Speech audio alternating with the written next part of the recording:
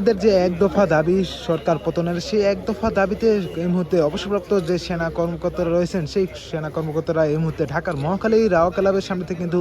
সেই long March করে কিন্তু শিক্ষার্থীদের আন্দোলনে যুক্ত হওয়ার জন্য কিন্তু এই মুহূর্তে যা রেডি হচ্ছেন, প্রস্তুতি নিচ্ছেন। এই মুহূর্তে আপনাদেরকে রাও ক্লাবের সামনে থেকে দেখানোর চেষ্টা করছি। দেখছেন অসংখ্য অবসরপ্রাপ্ত সেনা অফিসাররা, তারা কিন্তু শিক্ষার্থীদের সেই এক দফা দাবির প্রতি স্বাগত জানিয়ে এবং সেই এক দফা দাবিতে শিক্ষার্থীদের পাশে গিয়ে তারা কিন্তু এই মুহূর্তে যুক্ত হওয়ার জন্য কিন্তু এই মুহূর্তে ঢাকার মহাখালী অবসরপ্রাপ্ত সেনা কর্মকর্তারা তারা কিন্তু রাও ক্লাবের সামনে থেকে কিন্তু এই মুহূর্তে লং মার্চ নিয়ে কিন্তু যাবেন। এবং জানেন যে সারা দেশে কিন্তু আজকে সারা দেশ থেকে কিন্তু শিক্ষার্থীরা যে আহ্বান জানিয়েছেন সাধারণ মানুষকে সরকার পতনের যে আন্দোলনে যুক্ত হওয়ার জন্য লং মার্চ করে, সেই লং মার্চে